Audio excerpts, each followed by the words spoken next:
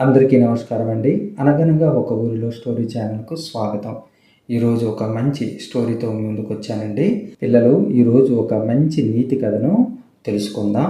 కథనైతే పూర్తిగా చూడండి, మీకు చాలా చక్కగా ఉపయోగపడుతుంది. అనగనగా ఒక అడవిలో ఒక జింక ఉండేది. అది లేత పచ్చికను చూసి మురిసిపోయి మైమరిచిపోయి తింటుండగా ఒక వేటగాడు బాణాన్ని గురిపెట్టాడు. ఇదంతా చెట్టు కొమ్మ మీద కూర్చుని ఉన్న కాకి చూసి పాపం జాలి కలిగింది. అయ్యో, వేటగాడు సంహరించేస్తాడు దీన్నని దాన్ని ఎలాగైనా కాపాడాలని గట్టిగా అరిచింది. వెంటనే జింక బెదిరేటప్పటికీ ఆ బాణం గురి తప్పింది. వేటగాడు నిరాశతో వెనక్కి వెళ్ళిపోయాడు. అయితే జింక మాత్రం ఆ కాకి దగ్గరకు వచ్చి తన ప్రాణాలను కాపాడినందుకు ఎంతగానో కృతజ్ఞతలు చెప్పి, నీతో స్నేహం చేయాలని ఉంది, మరి నాతో స్నేహం చేయడం నీకు ఇష్టమేనంటే కాకి కూడా అంగీకరించి అప్పటి నుంచి వాళ్ళిద్దరూ మంచి మిత్రులు అవుతారు. రోజు అడవిలోకి వెళ్ళటం, చక్కగా లేత పచ్చికను జింక తింటూ ఉండడం, కాకి పైన ఎగురుతూ ఎటువంటి ఆపద వచ్చినా తనకు హెచ్చరిస్తూ ఉండటం, ఇలా జరుగుతున్నాయి. ఇలా రోజులు గడిచాయి. ఎక్కడైనా మంచి లేత పచ్చిక కనబడితే జింకకు చెప్పడం, అక్కడికి వెళ్ళి జింక మేస్తూ ఉండటం. కొన్ని రోజులకు జింక మంచి బలిష్టంగా తయారైంది. అలాగే కాక దానితో పాటు దాని కొమ్ములు కూడా చక్కగా వంపులు తిరిగి ఎంతో అందంగా తయారయ్యింది. అయితే ఆ కొమ్ములే దానికి శాపంగా తయారయ్యాయి. ఒకరోజు దట్టమైన అడవిలోకి వెళ్ళింది.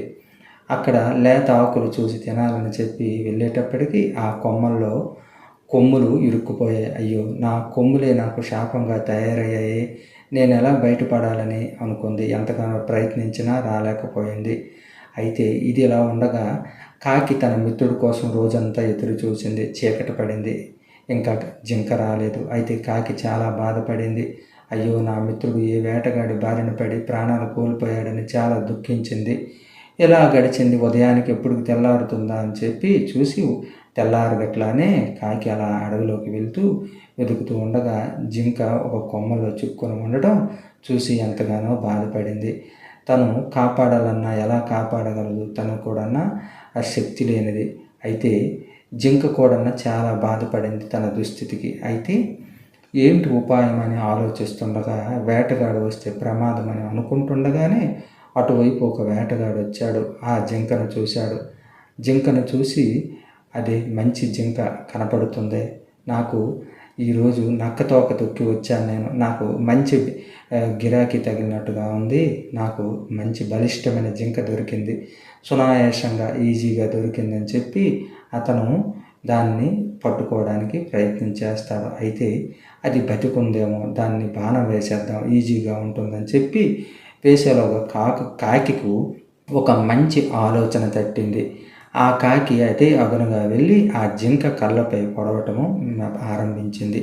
అది గమనించిన వేటగాడు, ఓహో, ఈ జింక ఎన్ని రోజుల నుంచి ఉందో, ఆహారం లేక చనిపోయింది, పర్లేదు అని చెప్పి మెల్లగా తన దగ్గర ఉన్న చిన్న కత్తిని తీసుకొని ఆ కొమ్మలన్నీ జాగ్రత్తగా కట్ చేశాడు. ఎందుకంటే ఆ కొమ్ములు కూడా ఎంతగానో ఉపయోగపడతాయి. బయట విక్రయిస్తే చాలా మంచి డబ్బులు వస్తాయి. దాన్ని కూడా చాలా సంతోషంగా అనుకున్నాడు. కొమ్ములు చక్కగా వంపులు తిరిగి ఉన్నాయి, కొమ్ములు చక్కగా మంచిగా, దీన్ని అమ్మితే నాకు మంచి డబ్బులు వస్తాయి, మాంసం కూడా దొరికిందని చాలా సంతోషిస్తూ కొమ్ములు తెగకుండా చక్కగా కొమ్మలన్నీ కత్తిరించాడు, కోసాడు అన్నమాట. కోసినాక ఇంకా ఎప్పుడైతే మొత్తము కొమ్మల నుంచి విడిపోయిందో జింక, కాకి ఒక్కసారి హెచ్చరికగా అరిచింది. కావు కావు కావు కావుమని అరవగానే జింక ఒక్క ఉదుటన లేచి పారిపోయిందన్నమాట. ఈ హఠాత్ పరిణామానికి చూసిన వేటగాడు నివ్వెరపోయాడు. అయ్యో, ఎంత మోసం చేసింది జింక అనుకున్నాడు. ఇలా జింకను మళ్ళీ తన ప్రాణాలను కాపాడినందుకు చాలా కృతజ్ఞతలు చెప్పింది. ఇక నుంచి అలా దట్టమైన అడవుల్లోకి వెళ్ళకూడదని నిర్ణయించుకుంది. అవి ఎంతగానో సంతోషంగా ఇంకా వాటి ఇంటికి చేరుకున్నాయి. ఈ కథ వలన మనకి ఏం తెలుస్తుందంటే, మనము ఎప్పుడైనా ఒక మంచి స్నేహితుడిని ఎంచుకుంటే మనకు ఆపద సమయంలో ఆ స్నేహితుడే మనల్ని అన్ని విధాలా గట్టెక్కేస్తాడు. కాబట్టి స్నేహాన్ని కూడా చూసుకొని మంచి వాళ్ళతోనే స్నేహం చేయాలనేది ఇందులోని అంతరార్థం అన్నమాట.